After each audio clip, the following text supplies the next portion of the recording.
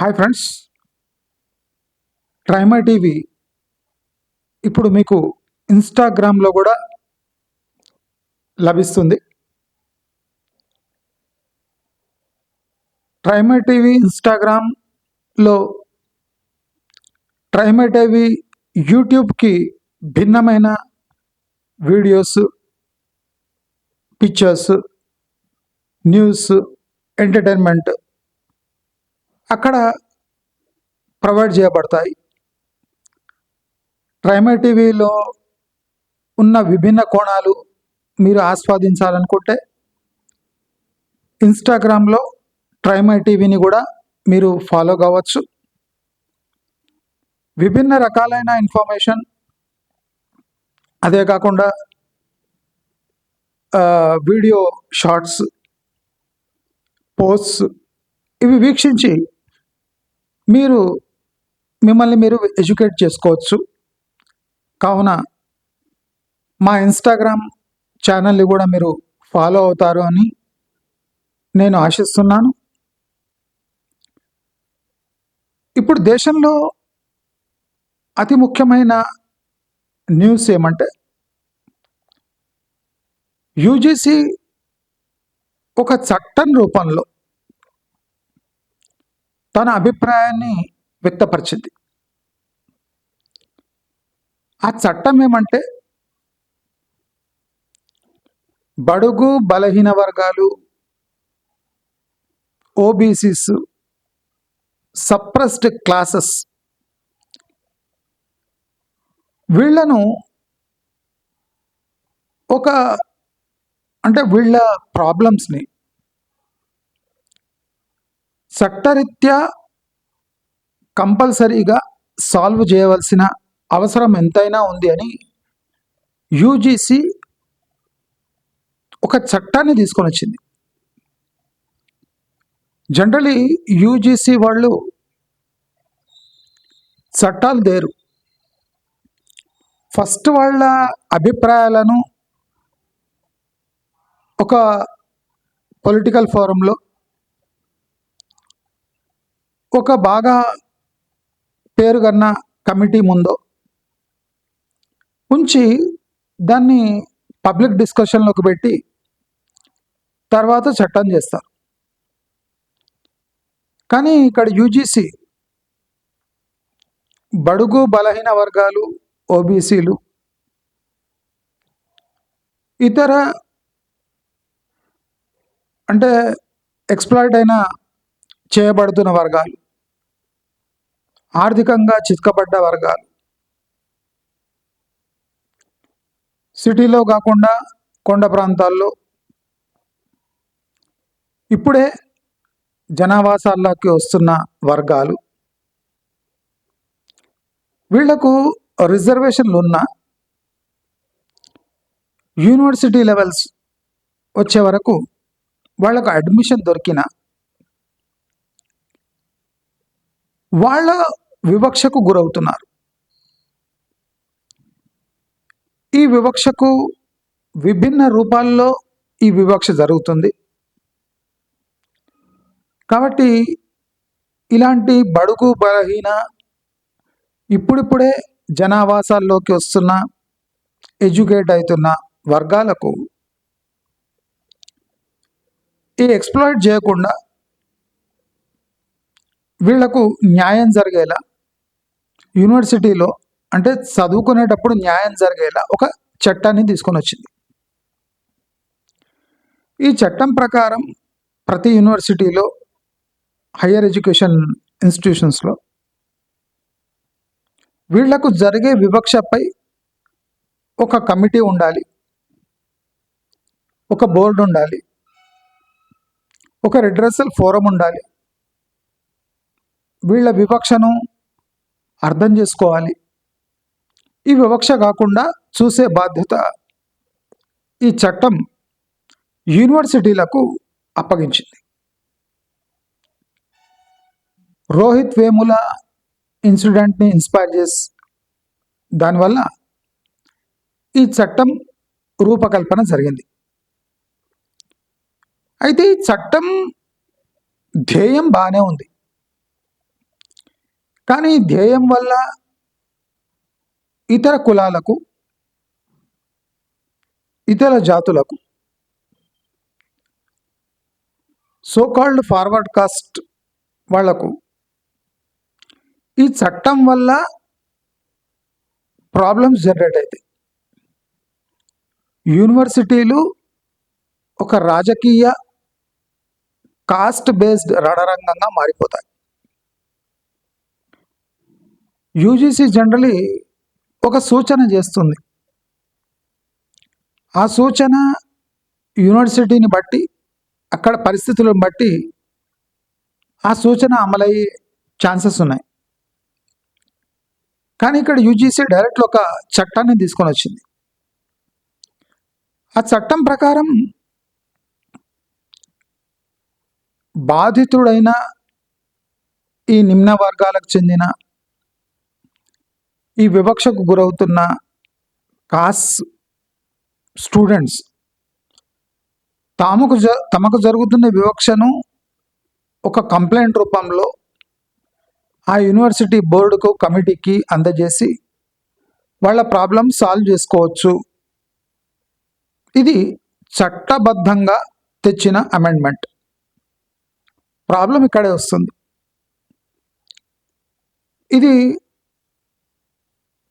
ఈ యాక్ట్ దుర్వినియోగం కాకుండా ఏ నిబంధనలు ఉన్నాయి అంటే ఏమీ లేవు. యథేచ్ఛగా ఈ చట్టాన్ని ఉపయోగించి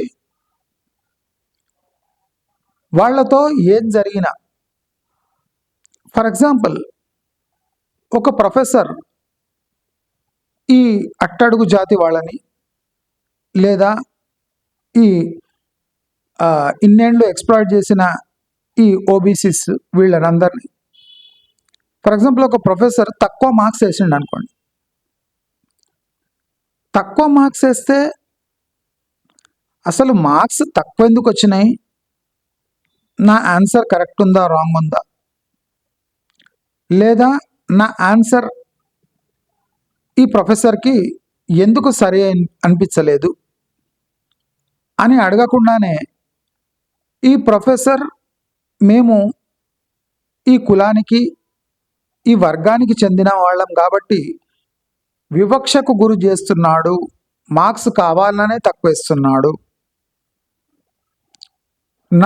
నాకు సరైన అనిపించింది నేను రాశాను కానీ ఈయనకు అది వంకరగా కనిపిస్తుంది,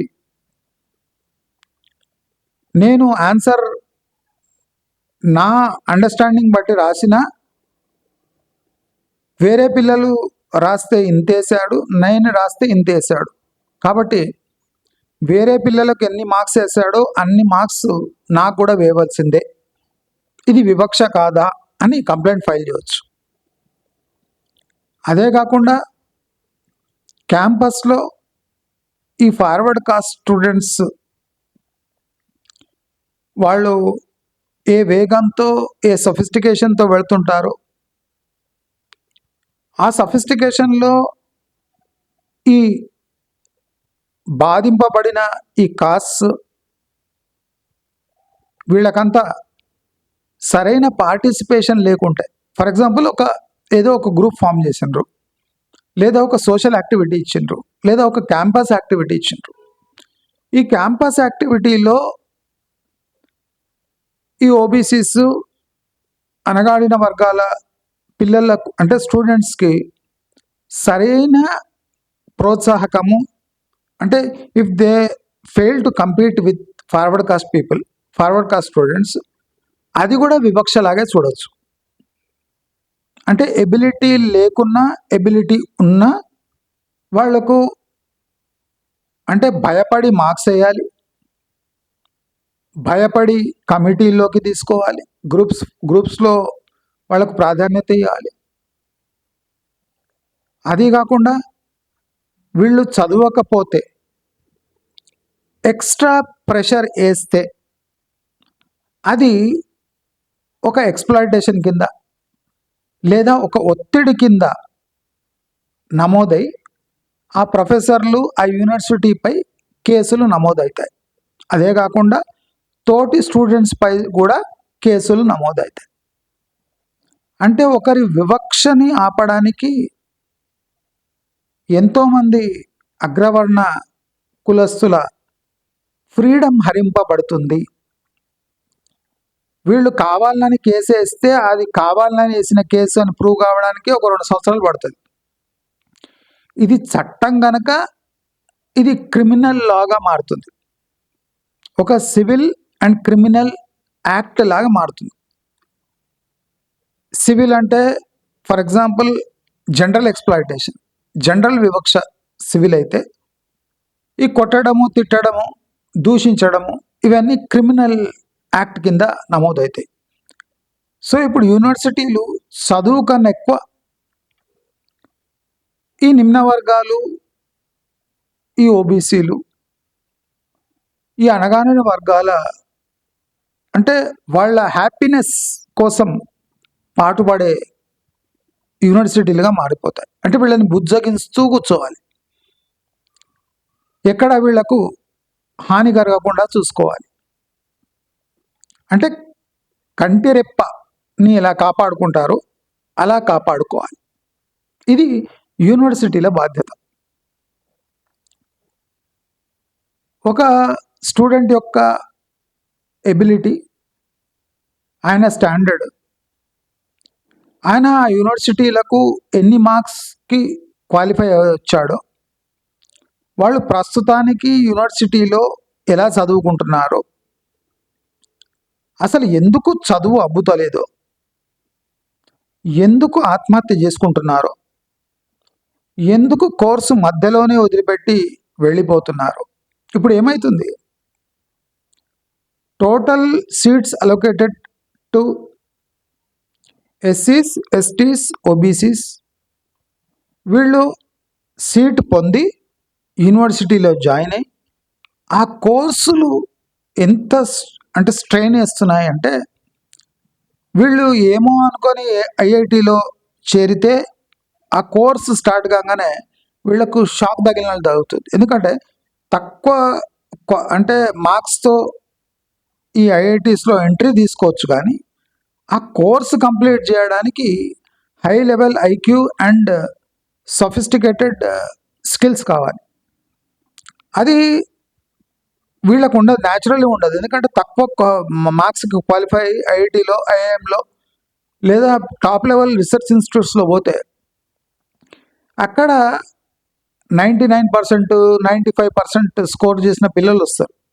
వీళ్ళు 40%కే అక్కడ క్వాలిఫై ఆ యూనివర్సిటీలో పోయి ఉంటారు. ఈ 95%తో క్వాలిఫై అయిన ఫార్వర్డ్ కాస్ట్ స్టూడెంట్కి ఉన్న స్కిల్స్, ఎబిలిటీస్ ఈ 40%, 35% మినిమం క్వాలిఫై అయినాకు ఉండవు. సో ఈ కెనాట్ కంపీట్. ఆ కంపీట్ చేయలేకపోవటం ఒక ఫ్రస్ట్రేషన్ అయితే, వీళ్ళను చిన్న చూపు చూడటం, వీళ్ళకు అడిషనల్ కోచింగ్ ఇవ్వకపోవటం. ఇప్పుడు యూనివర్సిటీ లెవెల్లో అడిషనల్ కోచింగ్లు ఉండవు. ఒక ప్రొఫెసర్ వస్తాడు, బోర్డు మీద రాస్తాడు, వెళ్ళిపోతాడు. అర్థం చేసుకున్న వాళ్ళకి అవుతాయి, అర్థం కాని వాళ్ళు మళ్ళీ ఆ ప్రొఫెసర్ని బతిమాలుకోవాలి, సార్ నాకు అర్థం కాలేదు, మీరు దయచేసి చెప్పండి. ఇంకా ప్రొఫెసర్ పై ఉంటుంది, ఆ ప్రొఫెసర్ కూడా అడుగుతారు, మీరు ఎట్లా అడ్మిషన్ వచ్చింది, క్వాలిఫై మార్క్స్ ఎన్ని వచ్చినాయి అని ప్రొఫెసర్ అడుగుతాడు. అడగంగానే వీడు 40%, 35%, 40% అనగానే వానికి అర్థమైపోతుంది, వీళ్ళు ఈ క్వాలిఫికేషన్తో ఇక్కడ వచ్చారు కాబట్టి నేను చెప్పేది సరిగ్గా చెప్తున్నా, కానీ వీళ్ళు అందుకోలేకపోతున్నారు. అందుకోసము మీరు బాగా నేను చెప్పేది అర్థం చేసుకొని మీరు ముందర పోండి అని చెప్తాడు ప్రొఫెసర్. ఎందుకంటే నేను స్పెషల్ కేర్ తీసుకొని ఒక్కొక్క పూర్ స్టూడెంట్ని అప్లిఫ్ట్ చేయలేడు. అంటే ఇప్పుడు అప్లిఫ్ట్ చేయను అంటే, ఎక్స్ట్రా టైం కేటాయించను అంటే అది వివక్షలోకి వస్తుంది. అంటే ప్రొఫెసర్ నార్మల్గా క్లాస్ తీసుకునేది కాక ఈ అండర్ క్వాలిఫైడ్ స్టూడెంట్స్ని స్పెషల్ కోచింగ్ ఇచ్చి ఫ్రీగా స్పెషల్ అంటే ట్యూషన్స్ తీసుకొని వీళ్ళని ఆ లెవెల్కి తీసుకురావాలి. అది యూనివర్సిటీ లెవెల్లో పాసిబుల్ కాదు. ప్రాబ్లం ఎక్కడ వస్తుందంటే, యూనివర్సిటీ లెవెల్లో ప్రొఫెసర్స్ అంతా రిజర్వేషన్ ఉండదు అక్కడ. నీ టెక్నికల్ నోహౌ, నీ టెక్నికల్ స్కిల్స్, నీ టీచింగ్ ఎబిలిటీస్, నీ అండర్స్టాండింగ్ ఎబిలిటీస్, నీ పాస్ట్ ఎడ్యుకేషన్ హిస్టరీ తీసుకొని ప్రొఫెసర్స్ని ఎన్నుకోబడుతుంది. అక్కడ రిజర్వేషన్లు ఉండవు. కాబట్టి టాప్ లెవెల్ ప్రొఫెసర్స్ అంతా యూనివర్సిటీలో ఫార్వర్డ్ కాస్టల్లో ఉంటారు. ఇప్పుడు ఈ యూజీసీ నిబంధనలు ఏం చెప్తున్నాయంటే ఈ టాప్ లెవెల్ ప్రొఫెసర్స్ కూడా దిగొచ్చి స్పెషల్ కేర్ తీసుకొని ఈ మినిమం క్వాలిఫికేషన్ ఉన్న వీళ్ళని బుజ్జగించి పాఠాలు చెప్పాలి. అలా చెప్పలేదు అంటే వివక్షకు గురవుతున్నట్టే. వీళ్ళు ఆ ప్రొఫెసర్ పై కూడా అభియోగాలు మోపచ్చు. అంటే యూనివర్సిటీలో ఇప్పుడు ప్రొఫెసర్లు ఫార్వర్డ్ కాస్ట్ స్టూడెంట్స్ పనేమంటే ఈ కొత్త లా ప్రకారం ఎవరు బలహీన వర్గాలు వాళ్ళు ఉంటారో వాళ్లకు బుజ్జగిస్తూ, వాళ్లకు మర్యాద ఇస్తూ, వీళ్లకు అంటే వివక్ష చూపించకుండా, వీళ్ళు ఎప్పుడు వచ్చినా ఎప్పుడు పోయినా ఏమనకుండా, వీళ్ళు ఫెయిల్ అవుతుంటే అది వివక్ష కింద వస్తుందేమో అని పాస్ మార్క్స్ వేయాలి. స్టూడెంట్ కూడా డిమాండ్ చేయవచ్చు, ప్రొఫెసర్ నాపై వివక్ష చూపుతున్నాడు కనుక నాకు 70% వేస్తే కానీ నా వివక్ష పోదు, నేను రాసినా సరిగ్గా రాయకపోయినా నాకు 70% ఇవ్వాలి, లేకపోతే వివక్షనే.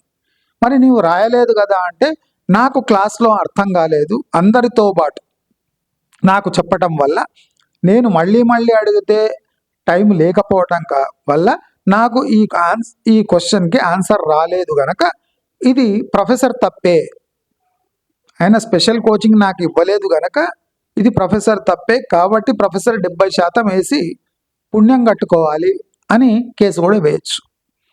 అంటే ఇప్పుడు యూనివర్సిటీల పని ఏమంటే టీచింగ్ మొత్తం విడిచిపెట్టి ఈ మినిమం క్వాలిఫికేషన్తో వచ్చిన పిల్లలను స్పెషల్ కేటగిరీలో పెట్టి అడిషనల్ క్లాసులు చెప్పి వాళ్ళకి ఎక్కడ కూడా రాకపోయినా ఆన్సర్స్ ఎట్లా రాసినా వీళ్లను సంతోషపరచడానికి మంచి మార్క్స్ వేసి వీళ్ళ మంచి బుక్స్లో ప్రొఫెసర్స్ ఉండాలి అంటే ఆ దుస్థితి వచ్చేస్తుంది.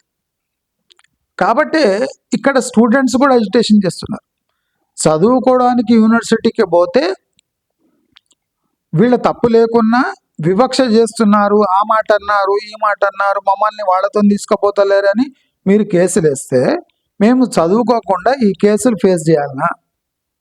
ఒక చట్టం అంటే ఇంకా సివిల్ క్రిమినల్ కేసెస్ ఎక్కువైతాయి, ప్రతిదీ వివక్ష అవుతుంది. ఒక ఫార్వర్డ్ కాస్ట్ వాడు నీళ్లు తీసుకోవడానికి పోయి వాడు తీసుకోగానే నీళ్ళు అయిపోతే ఈ ఓబీసీ ఆయన వచ్చి నీళ్లు పట్టుకుంటే అక్కడ నీళ్ళు రాకపోతే వివక్ష జరుగుతుంది. నేను నీళ్లు పట్టుకోవడానికి పోయినప్పుడే నీళ్ళు అయిపోతున్నాయి కాబట్టి ఇది నాపై వివక్ష అని ఒక కేసు వేయచ్చు. మేము క్యాంపస్లో ఒక చెట్టు కింద కూర్చోవడానికి పోతే అప్పుడే ఫార్వర్డ్ కాస్ట్ వాళ్ళు వచ్చి ముందరే కూర్చుంటున్నారు, మాకు ఆ చెట్టు కింద కూర్చోవడానికి అవకాశం లేదు కాబట్టి ఇది వివక్షే అని ఒక కేసు వేయచ్చు. ప్రతిదీ ఒక కేసు, ప్రతిదీ ఒక అంటే లీగల్ ప్రొవిజన్. అంటే మీరు చూడండి, ఇప్పుడు మొన్నటి వరకు ఈ సెకండరీ ఎడ్యుకేషను, ఈ ఇంటర్మీడియట్ ఎడ్యుకేషను, డిగ్రీ ఎడ్యుకేషన్ వరకు, పీజీ ఎడ్యుకేషన్ ఈ లెవెల్ వరకు సరిగ్గా ఉండే, ఇండివిజువల్ కాలేజెస్ వరకు. ఇప్పుడు యూనివర్సిటీ లెవెల్ వరకు వెళ్ళిపోయి అక్కడ చట్టాల రూపంలో బుజ్జగించండి, వీళ్ళని మెయిన్ కాస్ట్ ఎలా ముందర పోతున్నారో ఆ లెవెల్లో తీసుకుపోండి అంటే ఎట్లా పోతారు? ఇప్పుడు ఫార్వర్డ్ కాస్ట్ వాడు 95% క్వాలిఫికేషన్తో యూనివర్సిటీకి వచ్చి ఉంటాడు, ఈయన రిజర్వేషన్ కారణంగా 40%కే క్వాలిఫై చేసి ఉంటాడు. ఈయన నాలెడ్జ్ ఆ నాలెడ్జ్ ఎట్లా టాలీ అవుతుంది? కాదు. అప్పుడు అక్కడ యూనివర్సిటీలో ప్రొఫెసర్ ఏం చేయాలి? ప్రొఫెసరు అంటే 95% వాడి ఐక్యూ ప్రకారం అక్కడ ప్రొఫెసర్ చెప్తాడు, కానీ 40% ఐక్యూ ప్రకారం ప్రొఫెసర్ చెప్పలేడు. జ్ఞాపక శక్తి కానివ్వండి, ఐక్యూ కానివ్వండి, ప్రాబ్లమ్ సాల్వింగ్ అబిలిటీస్ కానివ్వండి, అనలిటికల్ స్కిల్స్ కానివ్వండి అన్నీ తక్కువనే ఉంటాయి. సో ఈ 40% స్టూడెంట్ ఆ 95% స్టూడెంట్ అండర్స్టాండ్ చేసుకున్నంత ఫాస్ట్గా చేసుకోలేడు. అదే ఇప్పుడు ఇది కూడా వివక్షగా మారిపోతుంది. నాకు అర్థమైతే లేదు, మరి నాకు అర్థమయ్యేటట్టు చెప్పాలి. అర్థమయ్యేటట్టు చెప్పాలి అంటే ఒక ఇండివిజువల్కి చెప్తే కాదు. ఇక్కడ 40% వాడు వస్తాడు, 60% వస్తాడు, 35 వాడు వస్తాడు, వాడు 60% వస్తాడు. ఒక్కొక్క ఐక్యూ ఒక్కొక్క అండర్స్టాండింగ్ ఎబిలిటీ వేరే వేరే ఉంటుంది.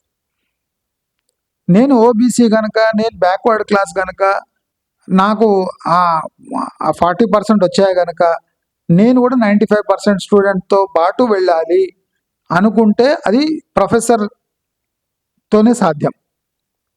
అంటే ప్రొఫెసర్ ఒక క్లాసులో ఒక లెసను ఒక 6 భాగాలుగా చెప్పాలి, 6 డిఫరెంట్ వేస్లో.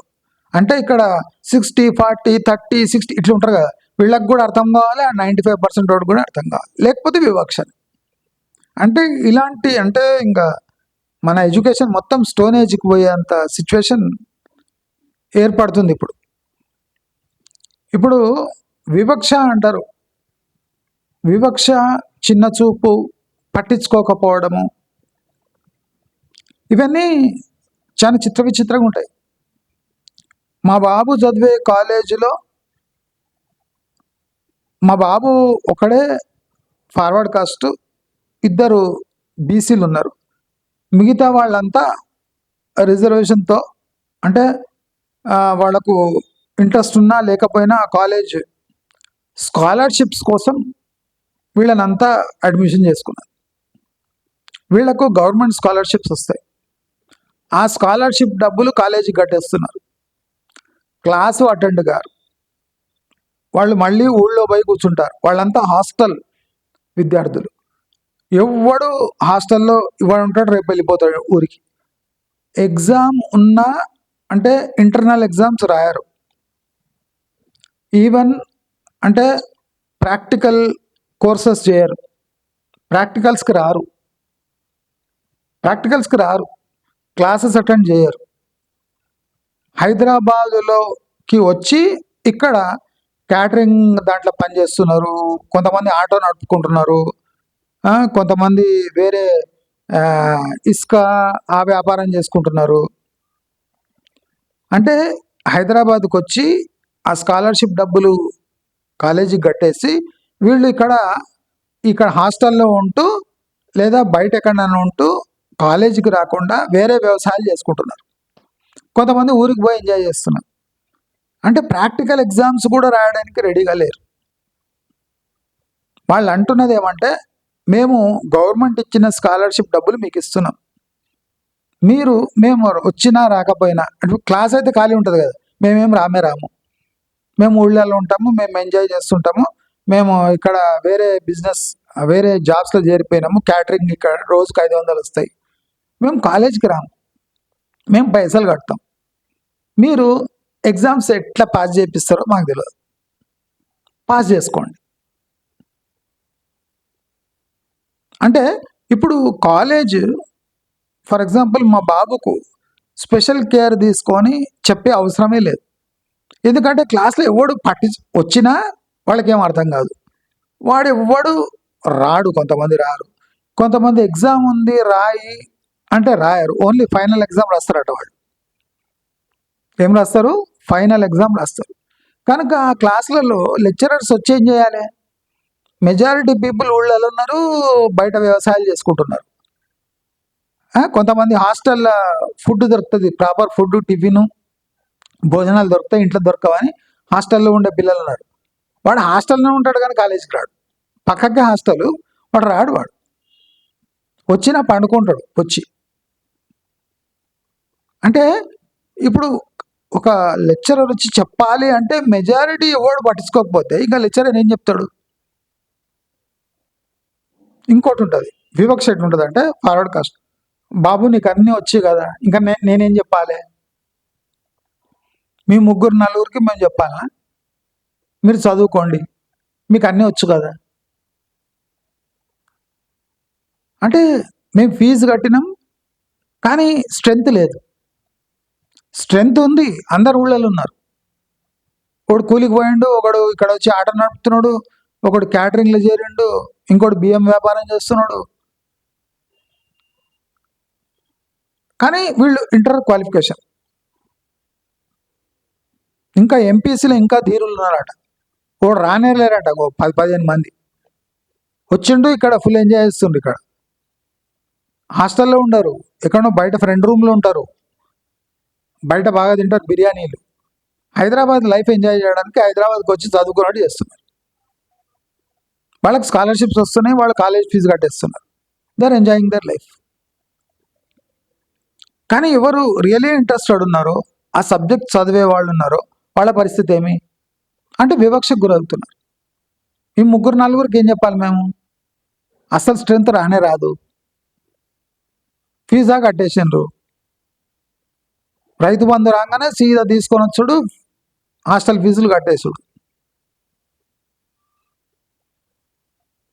స్కాలర్షిప్స్ పొందుతున్న విద్యార్థులకు మంత్లీ పాకెట్ మనీ 3,000 రూపాయలు.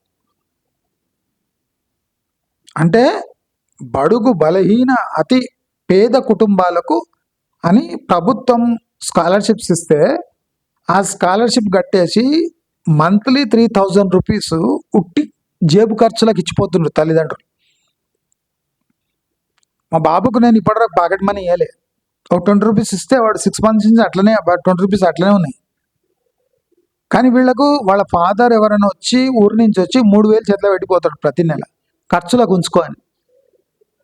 అది కాకుండా హాస్టల్ ఛార్జెస్ కడతారు వాళ్ళు. అంటే మీరు చూడండి, అంటే మన ఇండియాలో మనం బడుగు బలహీన అంటారు, వాడు నెలకు 3,000 రూపాయలు పాకెట్ మనీ ఇచ్చిపోతాడు.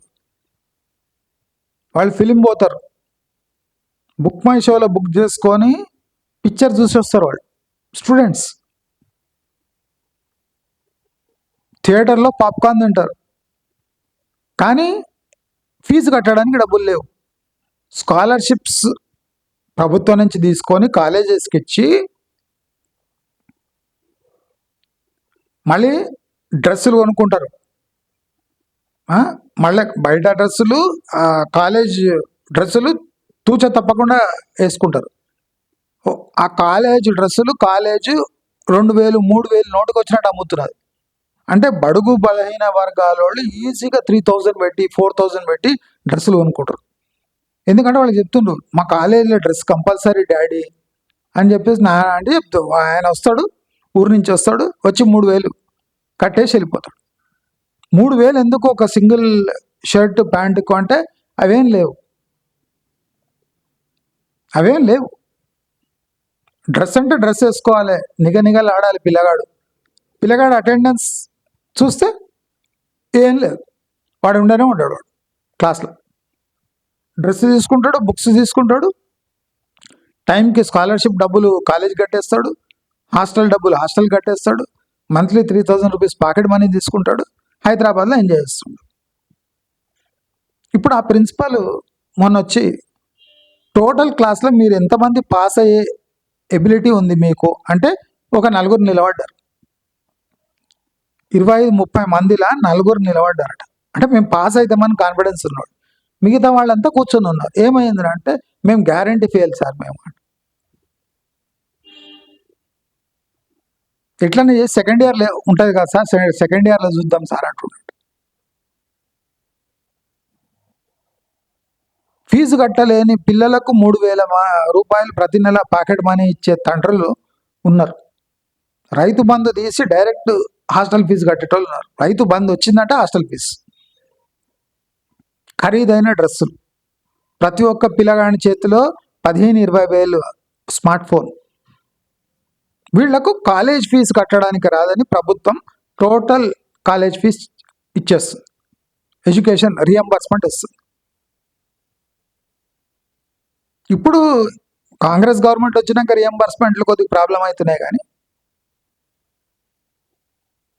అంటే స్థితి అలా ఉంది. ఇప్పుడు ఈ మిగతా 25 మంది పిల్లలను ఆ స్టేజ్కి తీసుకురావాలంటే ఒక లెక్చరర్ తరమేనా? కూర్చో బాబు చదువుదామంటే నెక్స్ట్ డే జంప్ అయ్యి ఊరికి వెళ్ళిపోతాడు. కిటికీకి లుంగి కట్టుకొని హాస్టల్ నుంచి దిగి పారిపోతారు. హాస్టల్ వాళ్ళు డైరెక్ట్ ఇంటికి ఫోన్ చేస్తారు, బాబు వచ్చిండా అంటే అవును ఇప్పుడే వచ్చిండు సార్, బయట ఫ్రెండ్స్తో పోయిండాను అంటే ఏమి అంటే పేరెంట్స్ కూడా అంటే ఏం చదువుతుండో ఏం లేదు, నేను సిటీలో చదువుకుంటా రైతు బంధు తీసుకుపోయి హాస్టల్కి ఇచ్చేది, ఫీజు రియంబర్స్మెంట్ తీసుకుపోయి కాలేజ్కి ఇచ్చేది, 3,000 పాకెట్ మనీ ఇచ్చేది. అంటే ఖర్చు చూడండి ఎంత అవుతుంది. ఇప్పుడు చదువుతాడా చదవాడు. ఇప్పుడు టోటల్ క్లాస్లో 3-4 పాస్ అవుతారు. ఆ లెక్చరర్లు వచ్చి మా బాబు లాంటి బాబుకు ఇంకా 2-3 పిల్లలకు చెప్పేసి వెళ్ళిపోవడం. అంటే ఆయన జాబ్ కూడా ఈజీ. స్ట్రెంత్ ఏమో 30-35, దాంట్లో చదివేవాళ్ళు ఒక 3-4, దాంట్లో ఒక 10 మంది వస్తారు, వాడు బెంచ్ మీద వండుకొని ఉంటాడు, వాడికి ఏం చెప్పినా అర్థం కాదు. టెక్స్ట్ బుక్ ఇచ్చి కొట్టమని లెక్చరర్ ఇస్తే ఇంటర్నల్ ఎగ్జామ్స్కి ఇది ఏ లెసన్లో క్వశ్చను, ఇది ఎక్కడుంది, ఏం కథ తెలుస్తలేదు సార్ నాకు, మీరు కొద్దిగా ఎతికి పెడితే మేమంతా ఒకటే బుక్లో చూసుకొని రాసుకుంటాం సార్. అంటే ఆ క్వశ్చన్ దేని రిలేటెడ్ తెలియదు.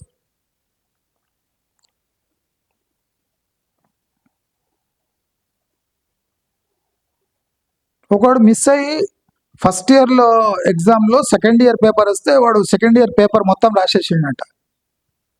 ఒక మహానుభావుడు సెకండ్ ఇయర్ మిస్ అయ్యి second year question paper first year క్లాస్కి వచ్చేసింది ఒకటి. వాడు పిల్లగాడు చూసుకొని దన్న రాస్తూనే ఉన్నాడు. అరే ఏం రాస్తుండు వీడు, ఎప్పుడు అటెండ్ కాలేదు, వీడు ఇట్లా రాస్తుండు, క్లాస్లో ఇంత స్తబ్దుగా ఉంటాడు, వీడు ఏం రాస్తుండు అబ్బా అని పోయి చూస్తే ఆ ఇన్విజిలేటర్ చూస్తే second year paper first year పిల్లలకు వస్తే ఆ ఫస్ట్ ఇయర్ పిల్లగాడు సెకండ్ ఇయర్ పేపర్ మొత్తం రాసి పాడేస్తాడు. ఏం రాసి ఉంటాడు వాడు? అంటే ఇలాంటి కామెడీలు జరుగుతూనే ఉంటాయి. వీళ్ళని ఏమనొద్దు. ఏం రాసినవరా అంటే క్వశ్చన్ ఇది కాదు సార్, నాకు ఆన్సర్ ఏం రాసినావు? క్వశ్చన్ ఎక్కడిది తెలుసా అంటే మన అదే సబ్జెక్ట్ ఉంది కదా సార్ కెమిస్ట్రీ, ఇది సెకండ్ ఇయర్ పేపర్, ఇది అనుకోకుండా నీకు వచ్చింది, ఎట్లా రాసినావు అంటే రాస్తున్నా సార్, ఇక అయిపోయిందా. ఈ ఎడ్యుకేషన్ స్టాండర్డ్స్ ఇట్లున్నాక యూజీసీ కమిటీ వేసినా వీళ్ళకి ఏం చేసినా, ఇప్పుడు ఫార్వర్డ్ కాస్ట్ ప్రొఫెసర్స్ ఉంటారు, ఇప్పుడు వాళ్ళని కూడా కదిలించేటట్లేదు. ఇప్పుడు యూనివర్సిటీస్ టాప్ లెవెల్ ప్రొఫెసర్స్ ఉంటారు, నువ్వు వివక్ష చూపిస్తున్నావు అని పీకేస్తే మళ్ళీ ఇంకో లెక్చరర్ దొరకడు వాళ్ళకు, ఆ లెవెల్ ఉన్నాడు అంటే ప్రొఫెసర్ని తీసేస్తారా? తీసేయలేరు. ఈ పిల్లగాడిని బుజ్జగించలేరు, ఆ ప్రొఫెసర్ని తీయలేరు. ఏం చేయాలి? వివాదాలు మొదలై వివాదాలలోనే ఎడ్యుకేషన్ టైం అంతా స్పెండ్ అయిపోతుంది. అంటే ఈ మాత్రం ఎవరెవరు చదువుకోగలుగుతున్నారు యూనివర్సిటీ లెవెల్కి పోయి, వాళ్ళ టోటల్ అంటే ఎడ్యుకేషన్ ఇదంతా టైం అంతా డిస్టర్బ్ అయిపోతుంది. కనుకనే స్టూడెంట్స్ కూడా వచ్చి ప్రొటెస్ట్ చేస్తున్నారు. అంటే ఇది లా రూపంలో రాకూడదు, ఒక సూచన రూపంలో రావాలి. లా అంటే చట్టబద్ధత ఉంటుంది, దాన్ని కేసులు అవుతాయి, ఇంకా పిల్లలు కూడా కేసుల్లో ఇరుక్కుంటే రేపు వాళ్ళ ఎడ్యుకేషన్ భవిష్యత్ ఏం కావాలి? ఎవడనో ఒక పిల్లగాడు కావాలనే టాప్ స్టూడెంట్ మీద ఒక కేసు వేసేసిండు అంటే వాడి పని ఏమంటే ఇక ఎడ్యుకేషన్ విడిచిపెట్టి కేసెస్లోనే ఇన్వాల్వ్ అయి ఉండాలి. కనుకనే ఇప్పుడు దాన్ని వ్యతిరేకిస్తూ ఉన్నారు. దీంట్లో పెద్ద డేంజర్ ఏమంటే పిల్లలు చదువుకోకున్నా, సరిగ్గా ఎగ్జామ్ రాయకున్నా, ఆ సరిగ్గా ఎగ్జామ్ రాయని పిల్లవాడు ప్రొఫెసర్పై కేసు వేయవచ్చు. నీ వివక్ష కారణంగా నా మార్క్స్ తక్కువ వచ్చినాయి, నాకు అర్థమైనట్టు ఆన్సర్ రాసిన అని ఆయనకు అంతెందుకు ఇష్టం, నాకు ఇంతెందుకు ఇష్టం, ఆ రాకపోవడం కూడా నీ వివక్ష వల్లనే అని ఎన్నో కేసులు ఫైల్ అవుతాయి. యూనివర్సిటీ మొత్తం రణరంగంగా మారుతుంది. కాబట్టి ఈ యూజీసీ యొక్క కొత్త చట్టాన్ని అందరూ వ్యతిరేకిస్తున్నారు.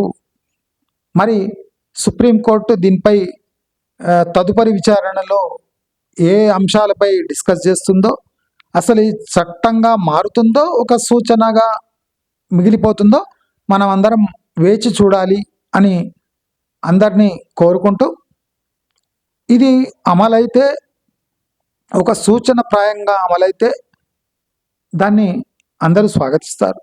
ఎందుకంటే బడుగు బలహీన వర్గాల అంటే వాళ్ళకి ఇన్సల్ట్ కాకుండా ఒక ఎడ్యుకేషన్ ఇన్స్టిట్యూషన్లో వాళ్లకు సరైన అవకాశాలు దక్కి వాళ్ళు కూడా సామాన్య కులాల పిల్లలతో పాటు పైకి ఎదగాలి అనే సదుద్దేశంతోనే ఈ రిజర్వేషన్లు కల్పించబడ్డాయి. కానీ ఈ యూనివర్సిటీ లెవెల్లో డిస్క్రిమినేషన్ ఉంటుంది. మీరు అరిచిపెట్టండి. ఇప్పుడు యూజీసీ గవర్నమెంట్ కనుక ఇలాంటి సూచనలు చేసింది, ప్రైవేట్ కంపెనీలు 100% ఎక్స్ప్లాయిట్ చేస్తాయి, 100% ఫిల్టర్ చేసేస్తాయి. మళ్ళీ అక్కడ ఏం చేస్తారు అంటే ప్రైవేట్ రంగంలో కూడా యూజీసీ ఇలాంటి అమెండ్మెంట్స్ చేస్తారా? ఉద్యోగాల్లో కూడా ఇలాంటి కమిటీలు వేయాలి, వీళ్ళు ఇలానే చేయాలి, పని చేయని వాళ్ళకు కూడా సరైన జీతాలు ఇవ్వాలి అనే ఏదైనా నిబంధనలు చేస్తారా? అంటే దేశం ఎటువైపు వెళ్తుంది? ఇలా జరిగితే దేశంలో నైపుణ్యం అనేది పెంపొందుతుందా అనే ఒక పెద్ద క్వశ్చన్ని మన ఈ ప్రొటెస్ట్ చేసేవాళ్ళు రేజ్ చేస్తూ, ఈ equality right to education is okay, but right for reservation in marks and qualification, అంటే టాలెంట్కు మీరు రిజర్వేషన్ వర్తింపజేస్తే అది అంటే దేశానికే మంచిది కాదు అనే సూచన ఇస్తూ ఈ యూజీసీ నిబంధనలపై సుప్రీంకోర్టు యొక్క తదుపరి విచారణలో ఎలాంటి సూచనలు వస్తాయి, అసలు ఇది చట్టం రూపంలో ఉంటుందా లేదా అని మనం అందరం వేచి చూడాలి. మళ్ళీ మీకు నేను సూచన ఇస్తున్నా, తెలియజేస్తున్నా, ట్రైమై టీవీ ఇప్పుడు ఇన్స్టాగ్రామ్లో కూడా ఇన్స్టాగ్రామ్ అకౌంట్ ఓపెన్ చేశాం. మీకు ఇంట్రెస్ట్ ఉంటే ఇన్స్టాగ్రామ్ కూడా ట్రైమై టీవీది ఫాలో కావచ్చు. దాని లింక్ డిస్క్రిప్షన్లో కమెంట్లో ఇస్తాను. దయచేసి మీరు ఇంట్రెస్ట్ ఉంటే ఆ ట్రైమై టీవీ ఇన్స్టాగ్రామ్ని కూడా ఫాలో కావచ్చు అని తెలియజేసుకుంటూ నమస్కారం.